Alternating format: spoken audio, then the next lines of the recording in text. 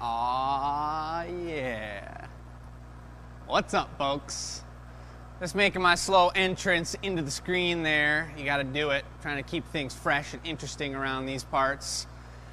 Folks, if you were watching the show last week, you will understand what this is. And maybe if you're a person with a nice brain, you would have already known what this is. But when I saw this on the shelf over the past 10 years of my life, I didn't know what it was for.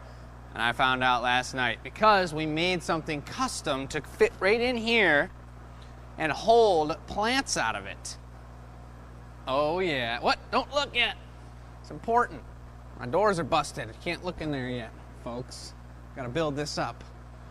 It's a pretty cool show. I think Michelle's excited about seeing what's in there because we got some cool pieces made. It was a little different than the usual show. We had no custom orders requested. One of these was for Michelle's piece, and the other one / two were for my cousin who's getting married in May. So, without further ado, I'll set this right here for now. I'll move these beautiful flowers that we've got all around the shop because it's Valentine's weekend. This last weekend and this weekend we've been teaching Valentine's Day classes, doing little paperweight hearts and doing some pretty cool things around here in the shop. So, first things first, Michelle, would you mind turning on Annealer number 1?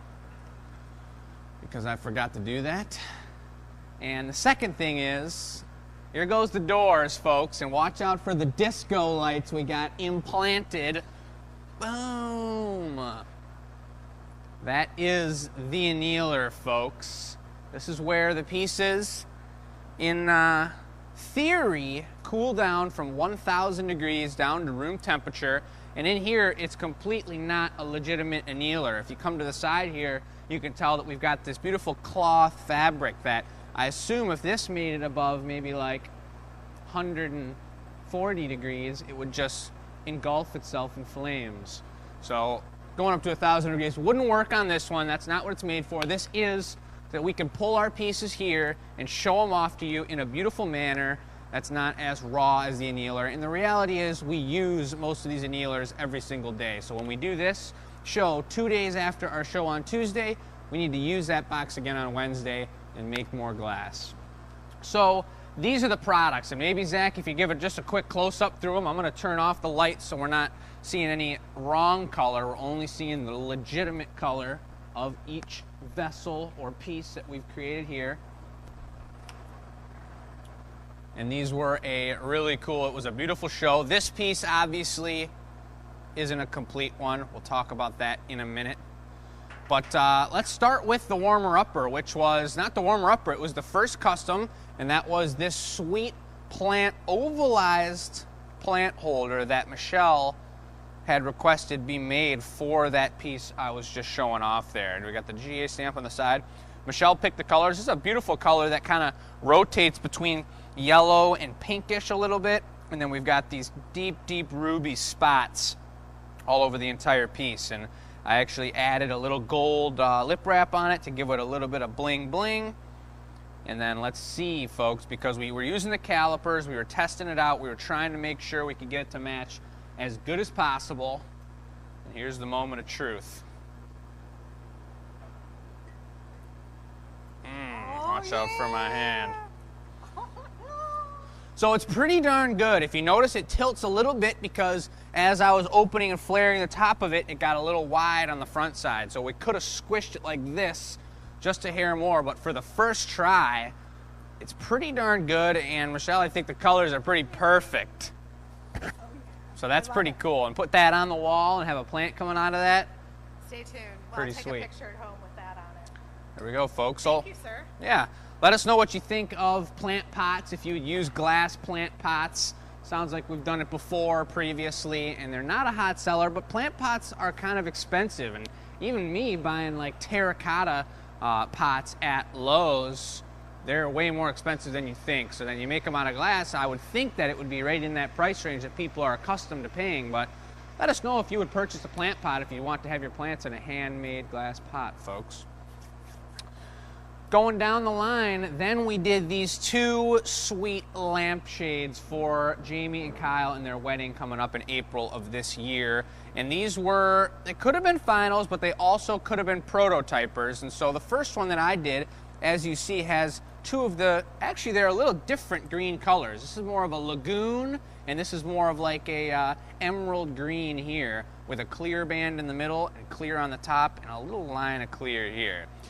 And as Michelle has said after looking at these, she was excited about the size of this one, but then I was frustrated and it didn't turn out perfect, that both she didn't like I cut off the clear on this edge, and then I had a really hard time opening it up symmetrical. I even passed it off to Chris for him to give it a shot with this clear lip coming down the side here, because those colors just melt at different temperatures, and it was very hard with the super soft lagoon looking color to get that to open up even. So not 100% satisfied with this, but it's a great tester, a great example, and that's what happens. We used color, we used our time, we made it on the show, and sometimes you just don't get a finished piece. So this is going to become recycled glass very likely, and it's a beautiful lampshade. It would look really cool if we made a bunch of different ones with organic shapes, but we only have so much time, we only have so many hands to make finished products, and the reality is we have lampshades, and we don't need more lampshades in the gallery right now. So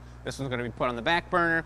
Then you take a look at Chris's, who we were kind of taking a look at the way he went through that process, and we spoke about the thickness of mine up top and the thinness of his is very important so that the hardware can get in there correctly. Before I show you off this one, I'm going to switch sides with you, Zach, and show off these two light bulbs. And these are the ones Michelle wanted me to point out. This is a pretty high-tech Thomas Edison special light bulb, and then this one is a little more low-tech, but still totally functional and super cool. Different options to use, and I like the color of this one, kind of that amberish tone to it, because put this in here, and the length of it's beautiful too if you think about that inside a larger piece. Maybe if we were using my size, we'd use the one that's a little bit shorter than the other. But those are the kind of light bulbs she was imagining when we went for this design. And you see Chris's has two different colors. It's cool to think about the softness of the color when it's put on, because this one was so soft it bled out, and it has a complete fade from clear to green on the bottom here. This guy liked to stick a little tighter together with itself and is much more of a band on the top. She picked transparent colors only so that the light would shine through them, and she could put a beautiful bulb in there and you'd see that bulb glowing. But the shape of his is perfect. Michelle did mention it's a little on the large side. So it depends, it's up to Jamie, you know. If she saw it happen and she likes this larger piece and she wants to see another one here to have the set, we'll make the set and complete the set. Or maybe this one gets saved and used at another time, because it is perfectly flat here. It's nice and smooth, it's all clear on the bottom, and pretty well crafted. So that's that, folks. And a good day to everybody out there right now. I can't look at the comments right now. This is just the Annealer reveal from Tuesday's show, 6 to 8 p.m. We're here at the Glass Academy, family-run business, making glass with our hands and metal tools, and we're showing it off. So that's if you just joined us. But let us know how you're doing in the chat and what's going on and how you're feeling, because it's pretty cool to read those comments, and we like to see where people are watching from. We actually just wrote up an order from a Humane Society in Florida. I just got off the call right before this. They're getting a bunch of paw prints for their faculty and for their donors for being amazing people. So that's pretty cool to have someone call you up, and I thought they were local, and she's like, oh, you gotta ship it, I'm in Florida. I was like, word, that's cool. So then, before I show you this, I'll give you a little backstory to it. Chris and I were trying to figure out what to do for both the final piece and the giveaway and the second to last piece.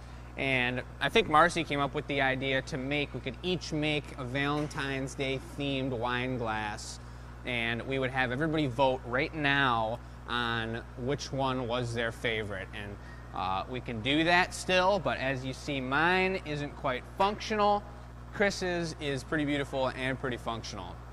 So overall, it's just a bummer, folks, but it is what it is. That's glass blowing, and I'll explain it a little bit more, but we'll go through Chris's piece first, One thing I did want to say, there's a beautiful color reaction. He wanted to do Valentine's Day glass, and the reason I thought I was going to blow him out of the water because my color combo was going to be a little bit nicer.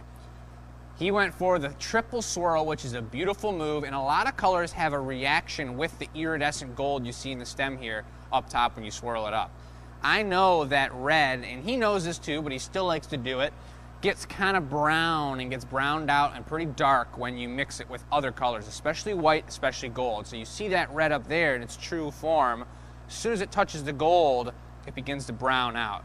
Now, it may be beautiful, people may love that, it is a beautiful glass, but to me, and I felt like I was gonna win the championship because it was gonna turn brown and I was gonna have a beautiful vibrant pink and white combined on my piece. But it's neither here nor there because mine didn't make it, so I was disqualified anyway. But the design and the style of it, other than that color application, is perfect. You can see how paper thin that thing is up there. It's ridiculously nice. And it was pretty crazy him opening it up. He had 2 turns pretty much before the thing got stiff on him.